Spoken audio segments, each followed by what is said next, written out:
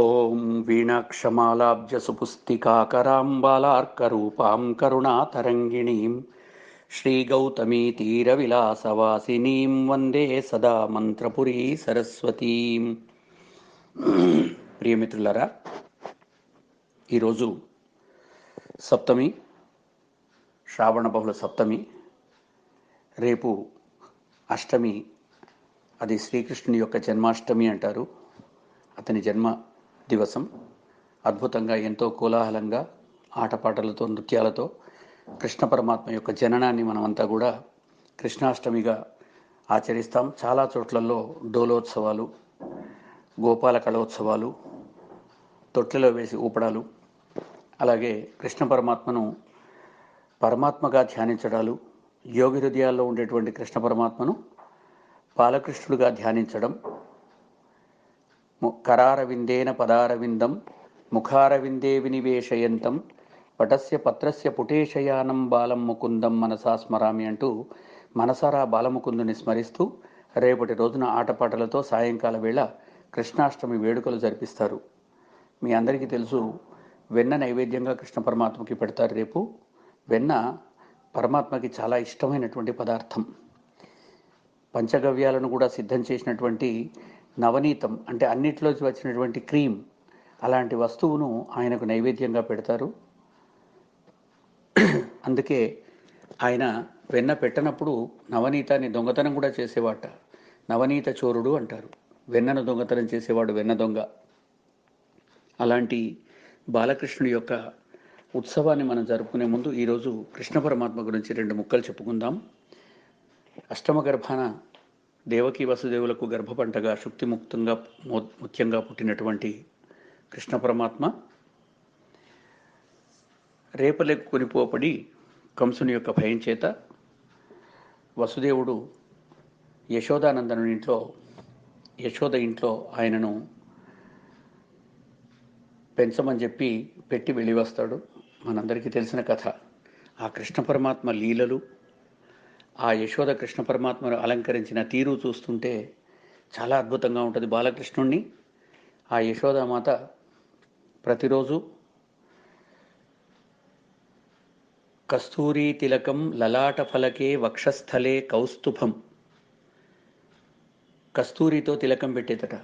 కస్తూరి అంటే ఒక పరిపక్వ దశకు వచ్చిన లేడీ యొక్క గర్భంలో పుట్టేటువంటి, జింక యొక్క గర్భంలో పుట్టేటువంటి, అంటే దాన్ని బారాసింగ అంటారు. కొమ్ములతో ఉన్నటువంటి ఒక రకమైనటువంటి జింక జాతి. దాని గర్భంలో పుట్టినటువంటి ఒక రకమైన చూర్ణమే కస్తూరి. ఆ కస్తూరితోటి తిలకం పెట్టేదట అయ్యవారికి. కృష్ణ పరమాత్మను, బాలకృష్ణుడిని, ఆమెకు ఆడపిల్లలు లేరు గనక, బలరాముడు కృష్ణుడు ఇద్దరే పుత్రులు గనక యశోద వాళ్ళల్లో చిన్నవాడైన కృష్ణుణ్ణి అమ్మాయిలాగా అందంగా అలంకరించుకొని కృష్ణ పరమాత్మలో అమ్మాయిని దర్శించుకునేదట ఆ తల్లి. అప్పుడు మరి అమ్మాయి కదా, బొట్టు పెట్టాలి కదా, కస్తూరి తిలకం, కస్తూరితో బొట్టు పెట్టేదట. కస్తూరి ఎంత గొప్పగా ఉంటుందంటే, కస్తూరి మృగం యొక్క కడుపులో కస్తూరి ఉన్నదని తెలియక ఆ వాసనను పట్టుకొని కస్తూరి మృగం అడవంతా పరిగెత్తుతూ ఉంటుంది. అంటే అది ఎక్కడ ఉంటుందో దానికి దగ్గర దగ్గర 3 కోసుల దూరం దాని యొక్క సుగంధ వ్యాప్తి ఉంటుంది అని చెప్పి చెప్తారు. అది గుడ్డ కంటిందంటే కస్తూరి ఒరిజినల్ కస్తూరి అయితే అది ఉతికినా సరే దాని వాసన పోదు. కనుక అలాంటి కస్తూరితో తిలకం పెట్టేసి వక్షస్థలే కౌస్తుభం, కౌస్తుభమణిని ఆయన యొక్క కంఠసీమలో అలంకరించేదట యశోదమాత. నాసాగ్రే వరమౌక్తికం లేదా నవమౌక్తికం, కొత్తదైనటువంటి ముత్యంతో, శ్రేష్టమైన ముత్యంతో, అంటే సముద్రంలో స్వాతి నక్షత్రం రోజు పడిన చినుకు ద్వారా ఏర్పడ్డటువంటి, కైచిప్పలో ఏర్పడ్డటువంటి ఆ స్వాతి చినుకు ముత్యంగా మారుతుందంటారు. అలాంటి నిజమైనటువంటి ముత్యాన్ని, నవమౌక్తికాన్ని ముక్కు పుడకగా మలిపించి పొదిగించి దాంతో నాసాగ్రంలో పొదిగేదట. ఆయనకు ముక్కు పుడకగా అలంకరించేదట అమ్మాయిలాగా. ఇక కరతలే వేణు అంటే వెదురుతో చేసినటువంటి పిల్లన గ్రోవి, దాన్ని కరతలే చేతిలో పట్టుకుంటాడు. కరే కంకణం, చేతులంతా కూడా కంకణాలు అంటే గాజులు వేసి, కంగన్ అంటే గాజు, కంకణములన్నీ చేతి నిండా అలంకరించేసి తనవి తీరా చూసుకునేదట యశోదామాత. సర్వాంగే హరిచందనం, ఒళ్ళంతా కూడా శ్రీచందనాన్ని, ఆయన ఒళ్ళంతా పులిమేది, క్రిమికీటకాదుల భయం లేకుండా. తుమ్ములో ఆడినా సరే, ఏదైనా పురుగు కుట్టడానికి వచ్చినా సరే ఆ వాసనకే భయపడిపోయేటంత భయంకరమైనటువంటి, వాటికి భయంకరంగా పిల్లలకి మనోహరంగా ఆరోగ్యవంతంగా ఉండేటువంటి శ్రీచందనం యొక్క వాసనని, ఒళ్ళంతా కూడా శ్రీచందనాన్ని గంధం తీసి గంధము పూసేదట. కంఠేచ ముక్తావళి, ఇక ముత్యముల యొక్క మాలను కంఠంలో ధరింపచేసేది. అలాంటి గోప స్త్రీ పరివేష్టుడు అనేటువంటి, ఎవరికి అందంగా ఉండడు? ఇంత బాగా అలంకరించిన అమ్మాయిలాగా ఉన్న అబ్బాయి, ఆ యువతులంతా కూడా చిన్న చిన్న అమ్మాయిలు, బాలికలు, యువతులు అందరూ కూడా వాడి వెంటబడి పరిగెత్తిస్తూ, ఆయన పరిగెత్తుతూ ఉంటే ఆనందిస్తూ ఆయనతో ఆడుకునే వాళ్ళట. అలాంటి గోపాల చూడమని మనందరినీ రక్షించుగాక అని కవి ప్రార్థిస్తూ ఉన్నాడు. కస్తూరి తిలకం లలాట ఫలకే వక్షస్థలే కౌస్తుభం నాసాగ్రే వరమౌక్తికం నవమౌక్తికం కరతలే వేణుం కరే కంకణం సర్వాంగే హరిచందనంచ కలయం కంఠేచ ముక్తావళి గోపస్త్రీ పరివేష్టితో విజయతే గోపాల చూడామణి. అలాంటి గోపాల చూడామణి, గోవులతో నిరంతరం కూడా గోకులంలో గోవులను సేవిస్తూ కనిపించేటువంటి గోపాలకృష్ణమూర్తి. గోవు అంటే ఆయనకు ఎంత ప్రీతి అంటే, సాధకుల యందు భక్తి ఎంతనో గోవుల యందు ప్రీతి అంత. అందుకనే పాలనే అతి ప్రియం గవాం అంటారు కృష్ణ పరమాత్మను. గోవులను పాలించడంలో ఆయనకు చాలా ప్రీతి, అందుకనే ఆయనను గోపాలకుడు అంటారు. చాలా చోట్లలో ఆయన కీర్తించేటప్పుడు కూడా హే గోపాలక, హే కృపాజలనిధే, హే సింధు కన్యాపతే, హే కంసాంతక, హే గజేంద్ర కరుణాపారీణ, హే మాధవ, హే రామానుజ, హే జగత్రయ గురో, హే పుండరీక్ష, హే పుండరీకాక్షమాం పాలయ, నన్ను పరిపాలించవయ్యా, జానామి నత్వాం వినా, నీవు తప్ప ఇంకొకళ్ళు నాకు తెలియదయ్యా అంటూ కృష్ణ పరమాత్మను పెద్దలంతా కూడా ప్రార్థించి ఆయనను ఆరాధిస్తూ ఉంటారు. భక్తిలో మనం మొన్ననే చెప్పుకున్నాం, 2 రకాల భక్తులు ఉంటాయి, సాధ్య భక్తి, సాధన భక్తి అని. చాలామంది సాధన భక్తిలో ఉన్న 9 రకాల భక్తులను ఆశ్రయిస్తే, మీరాబాయి లాంటి కొద్దిమంది సాధ్య భక్తిని, రుక్మిణి లాంటి వాళ్ళు సాధ్య భక్తిని అనుసరించి కృష్ణ పరమాత్మను చేరుకున్నారు, ఆయనకు దగ్గరయ్యారు. కాబట్టి అలాంటి కృష్ణ పరమాత్మను కవి ఎలా కీర్తిస్తున్నాడంటే, పోతన్న గారు, ఎవని చేజనించు జగం ఎవని లోపల నుండు లీనమై, జగం ఎవనితోటి జనిస్తుందో ఎవని ఎందు మళ్ళీ ఆ జగత్తంతా ఉంటుందో. యశోదామాత బలరాముడిచ్చిన కంప్లైంట్ను ఆధారంగా నోరు తెరువు చూస్తాను అని చెప్పి అనగానే నోరు తెరిస్తే బాపురే 14 భువనాలు కనిపించాయట.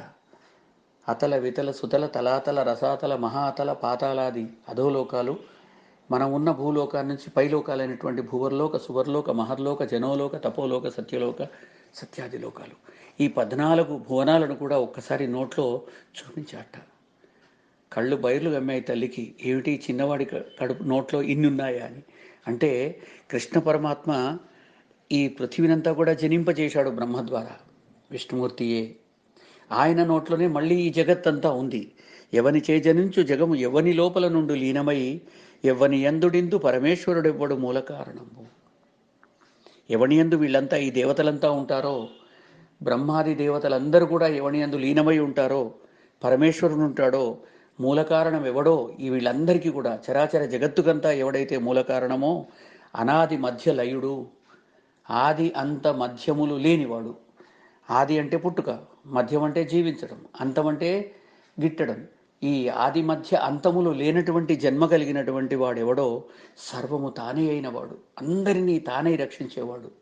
అందుకనే తమిళంలో అంటారు, తమరుగంద దెవ్వరువం అవరువం తానాయి అని. ఏ యథా మాం ప్రపద్యంతే తాన్ తథైవ భజామ్యహం అని సంస్కృతంలో అంటారు. ఎవరు నన్ను ఎలా భజిస్తే వాళ్ళను నేను అలా పోషిస్తాను అని చెప్పి ఘంటాపథంగా శపథం చేసిన కృష్ణ పరమాత్మ యొక్క జన్మదినం రేపటి రోజు. వానిని ఆత్మభవుని ఈశ్వరునే శరణంబు వేడదన్. అలాంటి ఆత్మభవుణ్ణి తనకు తాను సృష్టింపజేసుకునేటువంటి వాడిని, తాను ఎల్లప్పుడూ ఉండేటువంటి వాడిని, ఈ జగత్తునంతా సృజింపజేసేటువంటి వాడిని, ఈ జగత్తులో అంతటా కూడా తాను కనిపించేవాడిని. పిపీలికాది బ్రహ్మపర్యంతం కృష్ణ పరమాత్మ ఆ విష్ణువే వ్యాపించి ఉన్నాడు. అందుకే ఆయన విష్ణువు అంటారు. విష్ణువు అంటే సర్వాంతర్యామి, దీంట్లో ఉన్నాడు దాంట్లో లేడని కాదు. ప్రతి వస్తువులో ఉండేటువంటి వాడిని విష్ణువు అంటారు. సర్వవ్యాపి అయిన వాడిని విష్ణువు అంటారు. సర్వంలో తాను ఉంటాడు, ఈ సర్వ జగత్తంతా కూడా తనలో మళ్ళీ ముడుచుకుంటాడు. బలిచక్రవర్తి ఏం కావాలి కోరుకోమంటే, భూమిని ఆకాశాన్ని 2 పాదాలతో మూసేశాడు. ఇంకొక అడుగు భూమి ఎక్కడ అంటే తన తలపైన పెట్టమన్నాడు. అంటే భూనభో అంతరాళాలన్నీ కూడా ఆయన పాదం కిందికే వచ్చేస్తాయి. అంటే అంతటిని కూడా తనలో ఇముడ్చుకున్నటువంటి వాడు ఆత్మభవుడు. అంటే తనకు తాను సృజించుకొని ఉన్నటువంటి వాడు. తననెవరు సృష్టించరు. భగవంతుడు పుట్టడు, భగవంతుడు గిట్టడు, భగవంతుడు ఉంటాడు. కాబట్టి ఎల్లప్పుడూ ఉండేటువంటి ఆ భగవంతుడు ఎవరైతే ఉన్నాడో అలాంటి కృష్ణ పరమాత్మను శరణంబు వేడేదన్, ఆయన శరణంలోకి వస్తాను అని చెప్పి ఆత్మనివేదనం అనే సాధన భక్తితో కొలుస్తూ ఉన్నాడు పరమాత్మను భాగవతోత్తముడు. అలాగే భగవద్గీతను ఆయన ఎంత చక్కగా బోధించాడంటే, భయపడిపోయి తమువాచ హృషీకేశ ప్రహసన్నివ భారత సేనయోరుభయోర్మధ్యే రథం స్థాపయమే అచ్యుత అని అడిగినప్పుడు ఏడుస్తూ విషీదంతం ఇదం వచః, ఏడుస్తూ ఉన్న భయపడిపోయి వీళ్ళందరినీ నేనెక్కడ చంపలేస్తాను, అమ్మో వీళ్ళంతా నా వాళ్ళు, ఇంతమందిని నేను చంపుతానా, ఈ యుద్ధం నాకు అవసరమా, ఇంతమందిని చంపిన తర్వాత ఆ దొరికేటువంటి ఆ విజయం నాకెందుకండి, గాంధీవం స్రంసతే హస్తాత్. అయ్యా కృష్ణ పరమాత్మ యుద్ధంలోకి వెళ్ళిన తర్వాత అర్జునుడు అంటున్నటువంటి మాటలు, గాంధీవం స్రంసతే హస్తాత్, నా చేతిలోంచి గాంధీవం జారిపోతోంది, త్వక్చైవ పరిదక్ష్యతే, ఒళ్ళంతా కూడా కాలిపోతోంది, దహనమైపోతోంది, నచశక్నోమి అవస్థాతుం, నేను నిలబడలేకపోతున్నాను, భ్రమతీవచమే మతి, బుర్ర తిరిగిపోతోంది, వీళ్ళందరినీ నేను చంపాలనా, నిమిత్తాని చ పశ్యామి విపరీతాని కేశవ నచ శ్రేయోను పశ్యామి హత్వా స్వజనమాహవే. నా వాళ్ళందరినీ యుద్ధంలో చంపి నేనేదో శ్రేయస్సు ఏముంటుంది, శ్రేయస్సు అంటే మంగళము, మంచి, శుభం, వీళ్ళందరినీ చంపితే శుభం కలుగుతుందంటావు, ఎందుకు కలుగుతుందయ్యా? వద్దయ్యా కృష్ణ పరమాత్మ, నకాంక్షే విజయం కృష్ణ నచ రాజ్యం సుఖానిచ, నాకు ఈ రాజ్యం వద్దు, ఈ సుఖాలు వద్దు, కిం నో రాజ్యేన గోవింద కిం భోగైర్జీవితేనవా, అలాంటి భోగాలు అలాంటి జీవితం నాకొద్దు, నా వాళ్ళందరూ చనిపోయిన తర్వాత నేనొక్కడిని మిగిలి ఇదంతా ఏం చెయ్యాలి?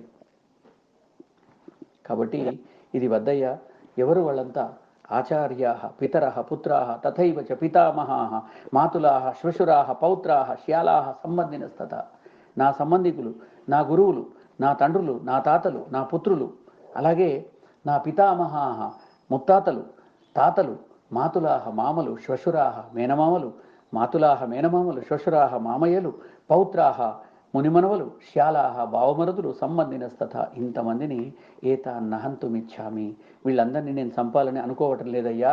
ఘనతోపి మధుసూదన, నేను చచ్చినా సరే ఈ భూమండలం విషయమై చెప్పనేలా, నన్ను ఎవరైనా చంపబూనినా సరే నేను వీళ్ళందరినీ మాత్రం చంపను. అపి త్రైలోక్య రాజ్యస్య హేతోఃకింను మహీపతే, ఒక రాజ్యాన్ని ఏలడం కోసం, విజయం కోసం ఇంతమందిని నా వాళ్ళని నేను చంపుకోవాలనా? నాకొద్దయ్యా అంటూ అర్జునుడు భయపడిపోయి ఏడుస్తాడు, ఎంతో బాధపడిపోతాడు.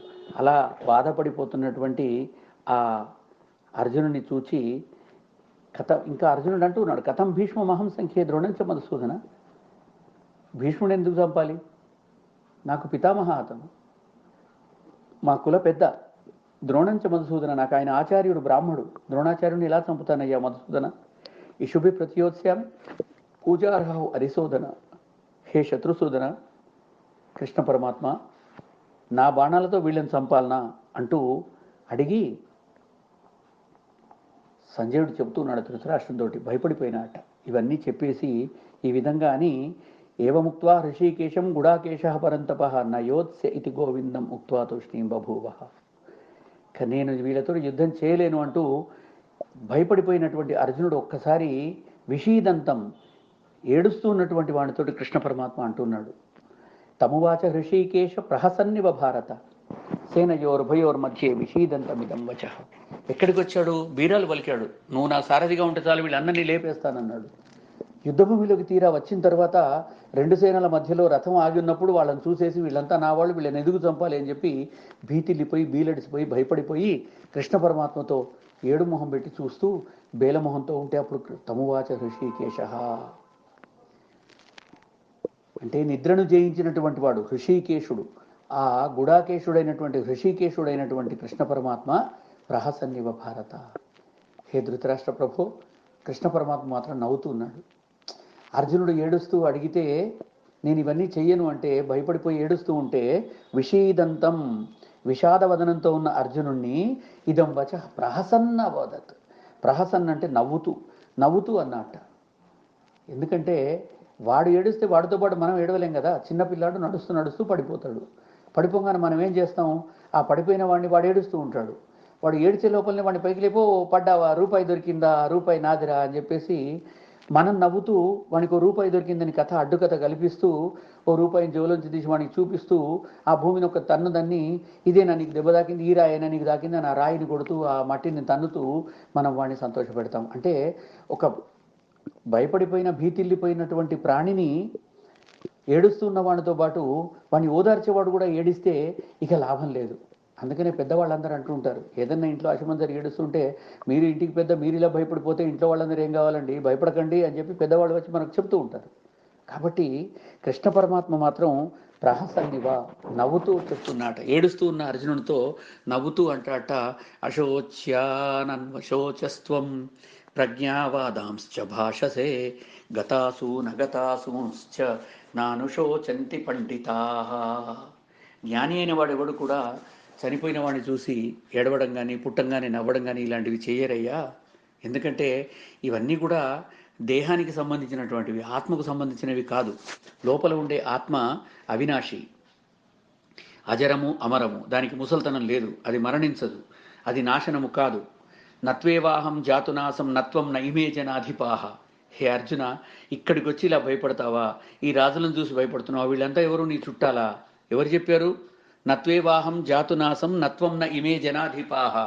గత జన్మలో వీళ్ళందరూ రాజులు కాదు, గత జన్మలో నేను కాదు, గత జన్మలో నీవు అర్జునుడు కాదు, రేపు వచ్చే జన్మలో నీవు అర్జునుడు కాదు, వీళ్ళంతా రాజులు కాదు, ఈ భీష్ముడు కాడు, ఇంకే జన్మలోనో పుడతారు వాళ్ళు చేసిన కర్మ బంధానుసారంగా. నచైవన భవిష్యామహ, మనం ఉండం, మనం మళ్ళీ పుట్టం, ఈ వేషంతో పుట్టాం, వేరే రూపంతో పుడతాం, మళ్ళీ ఇంకో జీవిలో పుడతాం. ఆత్మ మాత్రం బతికి ఉంటుంది, అది వేరే రూపాన్ని ధరించి ఇక్కడికి వస్తూ ఉంది. సర్వే వయం ఇతఃపరం అతఃపరం, ఈ తర్వాత ఇక మనం మళ్ళీ పుట్టమయ్యా.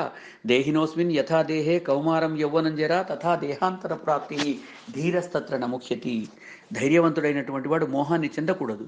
ఎందుకంటే ఈ శరీరానికి కౌమార యౌవన వార్ధక్య అవస్థలు ఎలాగైతే ఉంటాయో తథా దేహాంతర ప్రాప్తి, బాల్యావస్థ, యౌవనావస్థ, వృద్ధావస్థ మూడు ఉన్నట్లుగానే నాలుగో అవస్థ దేహాంతర ప్రాప్తి, మృత్యు అంటారు. అది నాలుగో అవస్థగా గనక భావిస్తే ధైర్యశాలి అయిన వాడు ఆ నాలుగవ అవస్థను చూసి ఏడవడు. ఎందుకంటే బాల్యం నుంచి యవ్వనంలోకి వచ్చినప్పుడు ఎవడు ఏడవడు, యవ్వనంలోంచి ముసల్తనం వచ్చినప్పుడు ఎవడు ఏడవడు, ముసల్తనంలోంచి మృత్యు వచ్చినప్పుడు ఎందుకు ఏడవడం? కాబట్టి ముసల్తనం నుంచి మృత్యువులోకి రావడం కూడా ఒక అవస్థ. ఇది దేహానికి సంక్రమించినటువంటి ఒక దశ. దీన్ని తలుచుకొని ఏడవడం పండితుల లక్షణం కాదయ్యా అంటూ, అంతవంత ఇమే దేహా నిత్యస్యోక్తా శరీరిణ. శరీరీ అంటే ఆత్మ. ఈ శరీరము కలిగినటువంటి మానవులలో ఉండే శరీరి ఏదైతే ఉందో, ఆత్మ ఏదైతే ఉందో, ఈ దేహాలు అంతవంతములు, ఇవన్నీ కూడా అంతమైపోతాయి. కానీ నిత్యస్యోక్తా ఆత్మాన శరీరిణ, ఈ ఆత్మలు నిత్యములుగా చెప్పబడ్డాయి. అవెన్నడూ కూడా చావవు. అనాశిన అప్రమేయస్య, అవి అనిర్వచనీయమైనటువంటివి, నాశరహితమైనటువంటివి. తస్మాత్ యుధ్యస్వ కే భారత, హే భారతవాసి, హే భారతపుత్ర అర్జున, లే యుద్ధం చెయ్యి అంటూ ఆయనకు చాలా నీతులన్నీ కూడా బోధించేసి అద్భుతంగా 700 శ్లోకాల్లో యుద్ధభూమిలో ఉన్నటువంటి అర్జునునికి మంచి ఒక నీతి చెబుతూ ఆయనను యుద్ధ ఉన్ముఖుణ్ణి చేస్తాడు. అవన్నీ విన్న తర్వాత ఆ కృష్ణ పరమాత్మ యొక్క విశ్వరూప సందర్శనం, అంటే మామూలు మాటలతో విననప్పుడు తన యొక్క విశ్వరూపాన్ని కూడా చూపించాల్సి వచ్చింది. అదంతా చూసిన తర్వాత ఇక ఆయన అవన్నీ చూశాడు. చూసిన తర్వాత రాజన్ సంస్మృత్య సంవాదం ఇదమద్భుతం కేశవార్జునయో పుణ్యం హృష్యామి చ ముహుర్ముహు. కాబట్టి ఎత్ర యోగేశ్వర కృష్ణ ఎత్ర పార్థో ధనుర్ధర తత్ర శ్రీ విజయోభూతి ధ్రువా నీతిర్మతిర్మమ. కాబట్టి హే అర్జున, ఎక్కడైతే ధనుర్ధారి అయిన అర్జునుడు అలాగే రథాన్ని నడుపుతున్న కృష్ణ పరమాత్మ ఉంటాడో, శ్రీ తత్ర అక్కడ లక్ష్మీదేవి ఉంటుంది. యోగేశ్వరుడైన కృష్ణ పరమాత్మ ఉన్న ఇంట్లో ఎత్ర పార్థో ధనుర్ధర, నీలాంటి ధనుర్ధారి అయినటువంటి అర్జునుడు ఎక్కడైతే ఉంటాడో, ఎవరి చిత్రం అయితే ఎవరింట్లో ఉంటుందో, కృష్ణార్జునుల చిత్రం చాలామంది చెప్తూ ఉంటారు, ఇంట్లో యుద్ధ రంగంలో ఉన్న చిత్రాలు పెట్టుకుంటే గొడవలు అవుతాయి. అవన్నీ పిచ్చి మాటలు, చదువుకొని వాళ్ళు, అజ్ఞానులు, శాస్త్రజ్ఞానం లేని వాళ్ళు, వేదాంతం చదవని వాళ్ళు చెప్పే మాటలు. నిజంగా కృష్ణ పరమాత్మ అర్జునుడు ఇద్దరు ఉన్నటువంటి పటం గనక ఇంట్లో ఉంటే చాలా మంచి జరుగుతుంది. తత్ర శ్రీ విజయ భూతి ధ్రువ అని తిరుమతిర్మమ. అయ్యా, అక్కడ లక్ష్మీదేవి ఉంటుంది, విజయం ఉంటుంది. ఎక్కడైనా సరే ఆ ఇంట్లో, ఆ ఇంటి వాళ్ళకందరికీ విజయం సంక్రమిస్తూ ఉంటుంది, సంప్రాప్తిస్తూ ఉంటుంది, లభిస్తూ ఉంటుంది. అలాగే భూతి అంటే సంపద, సంపదలు కలుగుతాయి. కాబట్టి ఇది నిజము, ధ్రువము. ధ్రువం అంటే శాశ్వత సత్యం అని చెప్పి చాలా చక్కగా ఉద్బోధిస్తాడు. అదంతా విన్న తర్వాత అర్జునుడు నష్టో మోహ స్మృతిర్లబ్ధ, నా మోహం నశించిపోయింది, నాకు స్మృతి వచ్చింది, నేను ఈ లోకంలోకి వచ్చేసాను, ఇంతవరకు ఉన్నటువంటి కళ్ళపైన ఉన్న పొర తొలగిపోయింది. త్వత్ప్రసాదాత్ మయా అచ్యుత, హే అచ్యుత, ఇదంతా నీ ప్రసాదమే, నీ యొక్క గొప్పతనమే, నీ వలన నాకు స్మృతి మళ్ళీ కలిగింది. స్థితోస్మి, నవ్ ఐఎమ్ రెడీ సార్, ఇప్పుడు నేను సిద్ధంగా ఉన్నాను. మళ్ళీ నా యొక్క ఆ వెపన్స్ అన్నీ, నా ఆయుధాలన్నీ, యారోబో అన్నీ తీసుకొని నేను సిద్ధంగా ఉన్నాను. గత సందేహ, నాకున్న సందేహాలన్నీ పంచలు చేశావు ఇన్ని శ్లోకాలలో అంటూ, కరిష్యే వచనం తవ, నీ యొక్క మాటను నేను వింటాను, తవ వచనం కరిష్యే, నీ మాట వింటాను అని చెప్పి అర్జునుడు తన చివరి శ్లోకమైనటువంటి ఇక 85వ శ్లోకంలో చెప్తున్నాడు. ఇదే ఆఖరిగా అర్జునుడు అన్నమాట. అలాగా 85 శ్లోకాల్లో అర్జునుడు అడిగిన ప్రశ్నలకి 574 శ్లోకాల్లో కృష్ణ పరమాత్మ అద్భుతమైనటువంటి తన వాక్పటిమతో యుద్ధభీతుడైనటువంటి అర్జునుడిని యుద్ధోన్ముఖుణ్ణి చేసినటువంటి మంచి ఘట్టం. అలాంటి కృష్ణ పరమాత్మ ఇంత చక్కని గీత ఉపదేశించినటువంటి, గీతా సారాన్ని మనకు ఉపదేశించినటువంటి కృష్ణ పరమాత్మ ఆవిర్భవించినటువంటి రోజు కనుక దీన్ని జన్మాష్టమి అంటారు. కాబట్టి అలాంటి కృష్ణాష్టమి రోజు కృష్ణ పరమాత్మను మనం అందరం కూడా పూజిద్దాం. రేపు జన్మాష్టమి యొక్క సాఫల్యాన్ని మనం అందరం కూడా పొందుదాం. ఆ కృష్ణ పరమాత్మ యొక్క అనుగ్రహం మనందరి యందు ఉండాలని చెప్పేసి మరొక్కసారి భగవంతుని ప్రార్థిస్తూ సెలవు. మీ రంగి సత్యనారాయణ, మంథని.